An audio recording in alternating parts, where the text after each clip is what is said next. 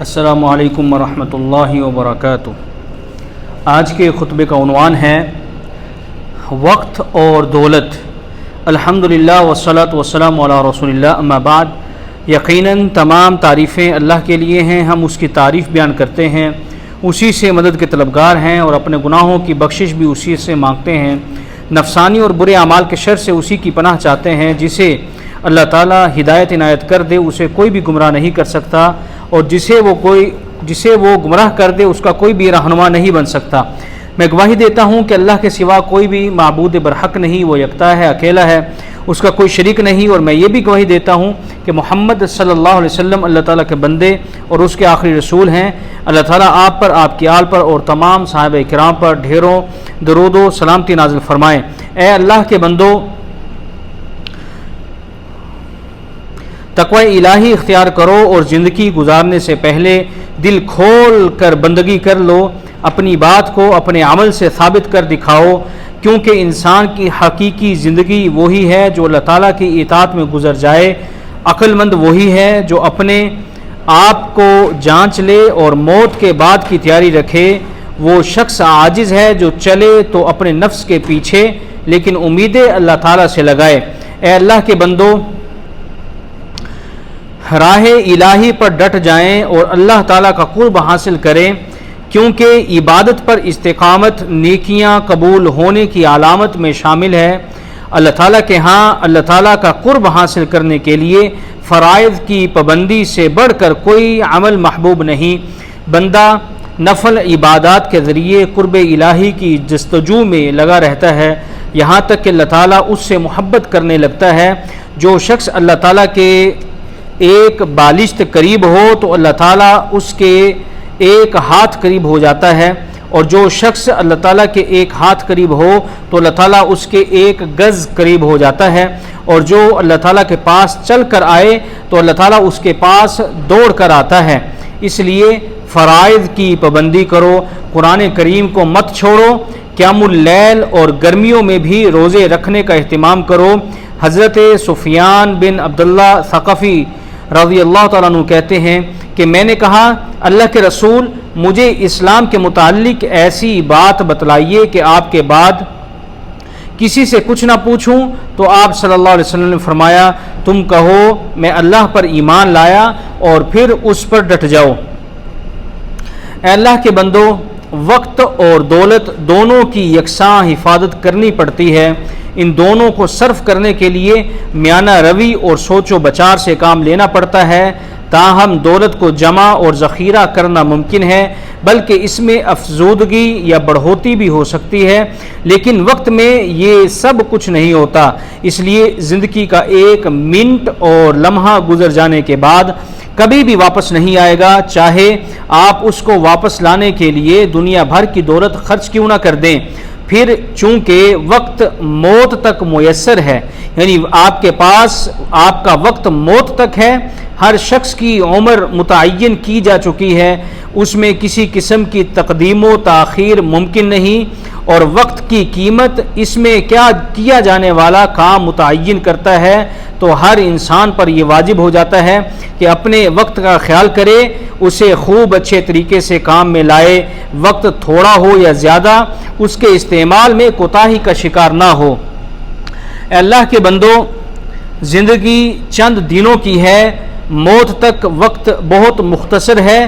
ماضی قصہ پارینہ بن گیا اور آنے والی چیز آ کر رہے گی۔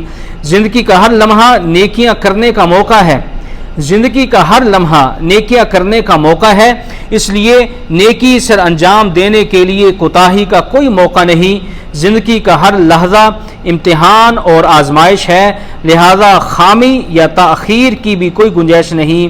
اس مختصر سی زندگی کے ذریعے انسان جنتوں میں دائمی اور ابدی زندگی خرید سکتا ہے، نہ ختم ہونے والی سرمدی زندگی حاصل کر سکتا ہے، جبکہ اس کے مد مقابل جو شخص بھی اس میں کوتاہی کرے تو وہ ہلاکت اور خسارے میں جائے گا۔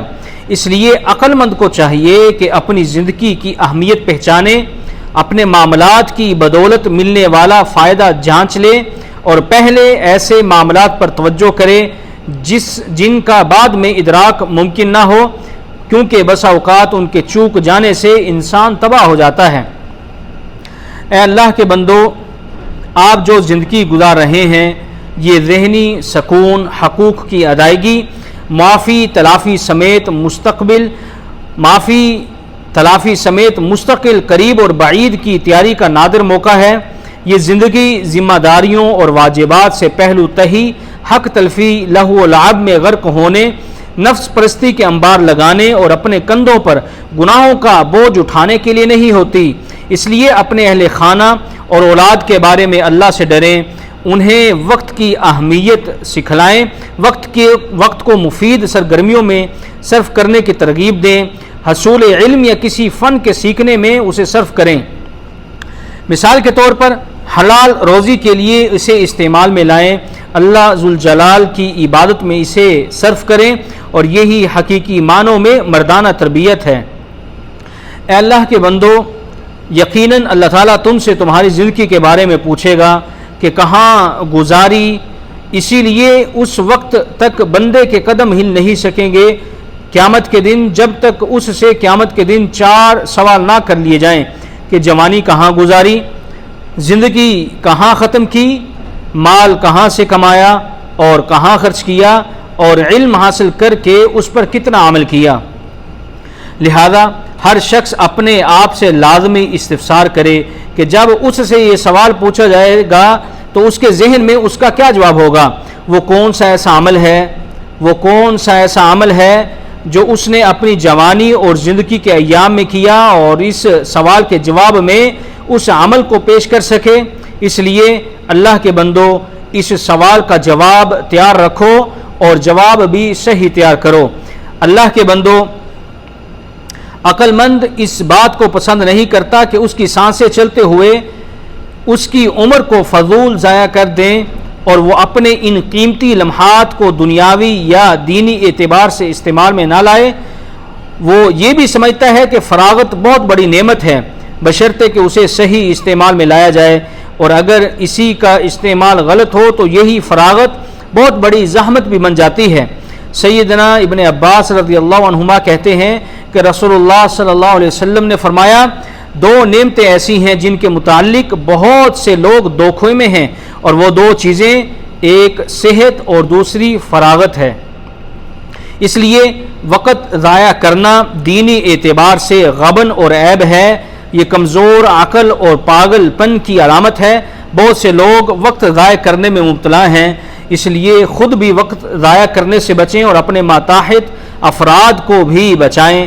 زندگی کے ان قیمتی لمحات کو اپنے لیے غنیمت سمجھیں اور انہیں بھرپور استعمال کریں۔ ابن عباس رضی اللہ عنہما کہتے ہیں کہ رسول اللہ صلی اللہ علیہ وسلم نے ایک شخص کو نصیحت کرتے ہوئے فرمایا، 5 چیزوں سے قبل غنیمت جانو، جوانی کو بڑھاپے سے پہلے، صحت کو بیماری سے پہلے، ثروت کو غربت سے پہلے، فراغت کو مصروفیت سے پہلے، اور زندگی کو موت سے پہلے۔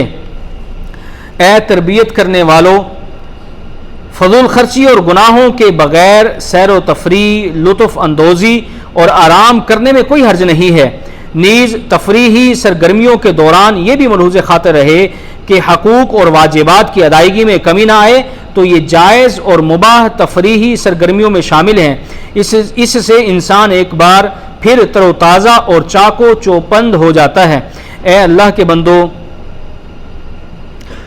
صلح میں ہی خیر ہے، اس لیے اللہ سے ڈریں اور باہمی مصالحت کریں، ایک دوسرے کی غلطیوں اور کوتاہیاں معاف کر دیں، کیونکہ اللہ تعالیٰ فرماتا ہے، انما المؤمنون اخوۃ فاصلحوا بین اخویکم، بے شک مومن آپس میں بھائی بھائی ہیں، اس لیے تم اپنے بھائیوں کے مابین مصالحت کرو۔ اسی طرح ایک اور مقام پر ارشاد فرمایا، وَلَمَنْ صَبَرَ وَغَفَرَ إِنَّ ذَلِكَ لَمِنْ عَزْمِ الْأُمُورِ، جو صبر کرے اور معاف کر دے تو یہ بہت بڑی ہمت کا کام ہے۔ اس لیے مسلمانوں کی جانوں کو تحفظ دینے کے لیے انفرادی مفادات سے دستبرداری کی بہت بڑی فضیلت ہے۔ یہ بذات خود بہت بڑا اجتماعی مفاد ہے، یہی بے باکی، شجاعت اور کمال درجے کی بہادری ہے۔ اللہ تعالیٰ آپ سب کو متحد کر دے، آپ کو یک زبان کر دے، جو باہمی اختلافات ہیں انہیں اللہ تعالیٰ ختم کر دے، تمہارے دلوں میں الفت ڈال دے، آپ کے ملک میں فتنہ پروری اور شدت پسندی کو بھسم فرما دے۔ اللہ تعالیٰ ہمیں اور آپ سب کو ان لوگوں میں شامل فرمائے جو باتیں سن کر بہترین بات پر عمل پیرا ہوتے ہیں۔ یہی لوگ ہیں جنہیں اللہ تعالیٰ نے ہدایت دی ہے اور یہی لوگ عقل والے ہیں۔ اللہ تعالیٰ میرے اور آپ سب کے لیے قرآن مجید کو خیر و برکت والا بنائے، مجھے اور آپ سب کو اس ذکر حکیم سے مستفید ہونے کی توفیق عطا فرمائے۔ سبحان ربک رب العزت عما یصفون وسلام علی المرسلین والحمد للہ رب العالمین۔